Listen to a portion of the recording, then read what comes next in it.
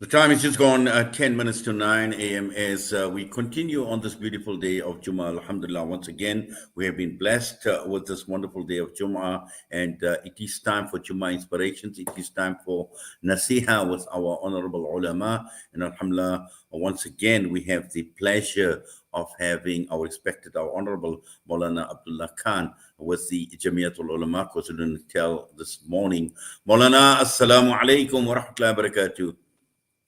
Walaikum salam wa rahmatullahi wa barakatuh. How are you, boy? Alhamdulillah, how are you doing, Maulana? Last week, Friday, Alhamdulillah, we had Alhamdulillah, the alhamdulillah, opportunity of alhamdulillah. meeting up at the Jamiat offices, Alhamdulillah. And this Friday, we are looking forward to the wonderful Nasiha once again. Inshallah. Jazakumullah khairan for having us. Allah Pak accept, inshallah. Ameen, Ameen. Bismillah ar-Rahman ar-Rahim. The platform is all yours, Maulana. بسم الله الرحمن الرحيم نحمده ونصلي على رسوله الكريم أما بعد أعوذ بالله من الشيطان الرجيم بسم الله الرحمن الرحيم إنما الصدقات للفقراء والمساكين والعاملين عليها والمؤلفة قلوب إلى آخر الآية وقال النبي صلى الله عليه وسلم كل معروف صدقة. Most honorable and dear listeners, Allah subhanahu wa ta'ala has given us a perfect deen, and one of the encouraged acts in our deen is to do sadaqah. I want to spend the next few minutes in discussing sadaqah and some of the virtues and benefits of sadaqah. You get two types of sadaqah. One is obligatory sadaqah. And this word is mentioned in the Quran in the ayat that is recited, إِنَّمَا الصَّدَقَاتُ لِلْفُقَرَى, meaning that Sadaqah, this in reference of Sadaqah, it actually means zakat. So a person has to give an obligation of fulfilling his zakat, and the rules of zakat differ from person to person in the sense that when a person has wealth in his possession for 1 year, 1 lunar year, then he has to work out what are his zakatable assets, and he has to pay zakat 2.5% to the listed in this ayat of the Quran, the people who are eligible to be recipients of zakat. So the faqir, the miskin, the poor people, etc., the musafir, the person who may be in debt, they are eligible to get your obligatory sadaqah, which is also called zakat. The obligatory sadaqah that is mentioned in the Quran and Pak is actually sadaqah. You get another type of sadaqah which I want to actually focus on today, and that being the voluntary donation and sadaqah that we are normally encouraged in our deen to be giving out. Now, people call us in our offices and they want to know, can I give sadaqah? Then we have to ask them, what sadaqah are you referring to?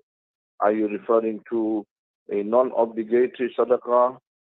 If it is a non-obligatory, you are doing it voluntarily, which is something which is encouraged. Rasulullah sallallahu alaihi wasallam mentioned in one hadith, as-sadaqatu raddul bala. Easy for us to understand that sadaqah, it defers a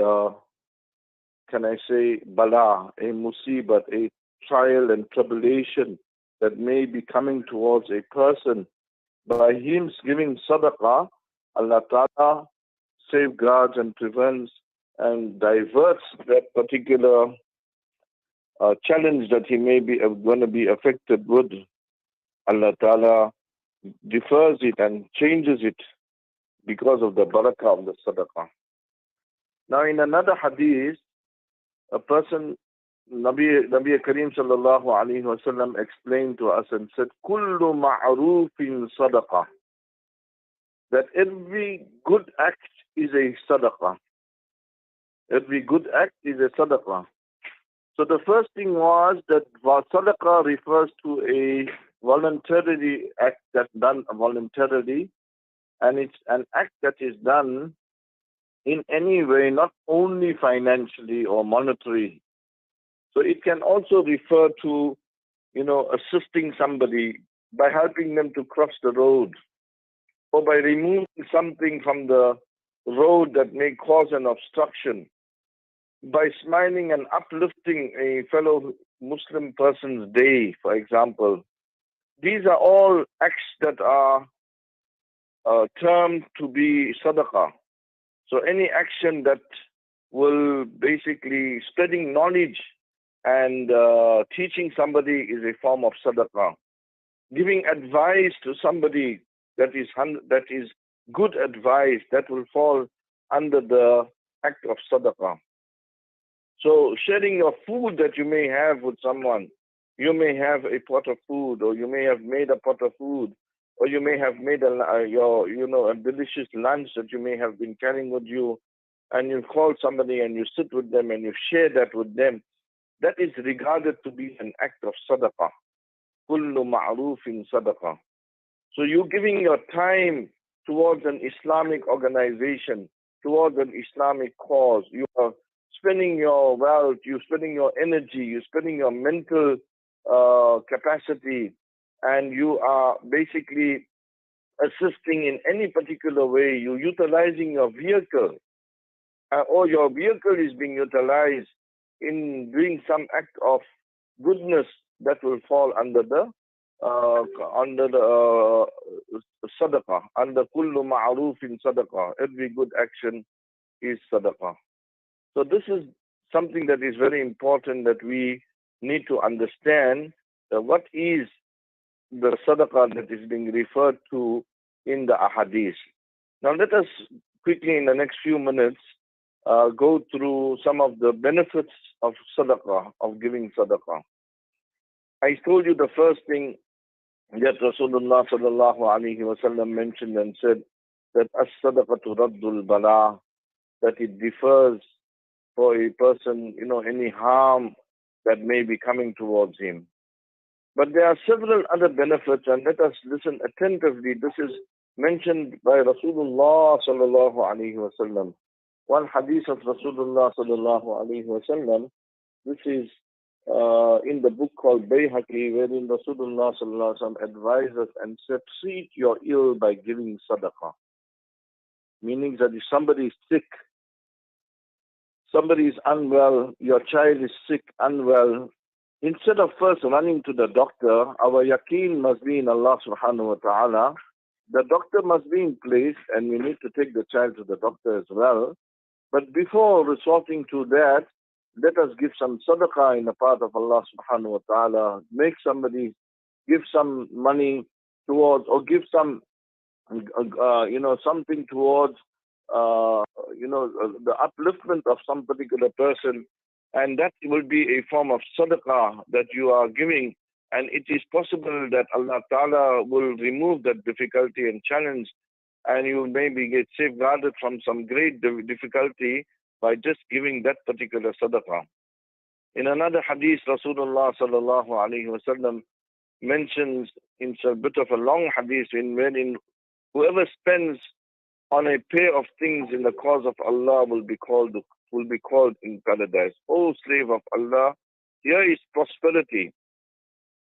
Then whoever is the one of the people of Salah, he will be called from the gate of paradise.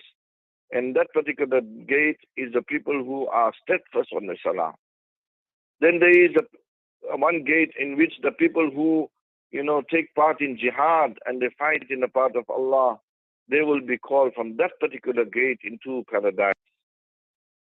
Then there is a special gate in which Rasulullah mentioned in the hadith that the one who is a person of charity, he is always constantly giving sadaqah, he will be called into paradise from the gate of paradise, from the gate of charity into paradise.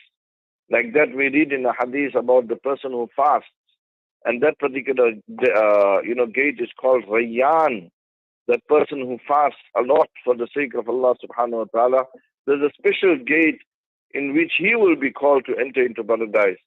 So this sifat and quality of giving charity is so accepted by Allah subhanahu wa ta'ala. Allah ta'ala has made a special gate wherein a person will be called to enter into paradise. Allah ta'ala give us the tawfiq and give us the hidayat and the ability to do this. Like that in another hadith mentioned by Hazrat Mu'az bin Jabal radiallahu anhu, Rasulullah sallallahu alayhi wa sallam mentioned and says that, shall I not guide you to the doors of goodness? And then he mentions fasting is a shield.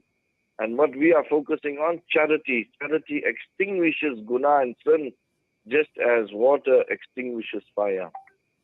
So just as water extinguishes fire, charity, it extinguishes a person's guna and sin. Allah Ta'ala give us a tawfiq. And my time is up already. May Allah Ta'ala grant us, the goodness of this Yawm al-Jum'ah, the auspiciousness.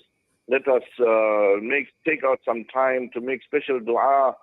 Our hujjat who will be traveling, may Allah Ta'ala take them safely, grant them a maqbool and a mabrur hajj. And together with that, may Allah Ta'ala accept the ziyarat to Rasulullah sallallahu alayhi wa sallam. Let us constantly make dua for the ummah in all parts of the world, especially those that are living in the auspicious land and mubarak land of Baytul Muqaddas. Allah Ta'ala make it easy for them and remove their trials and tribulation. Wa akhiru da'wana anil hamdulillahi rabbil alameen. Ameen, summa ameen. Jazakallah khairan so much for the wonderfulness here this morning. Moulana, Allah subhanahu wa ta'ala grant us the ability to understand, more importantly, to practice upon what has been said. And as always, we value your time with us, Moulana.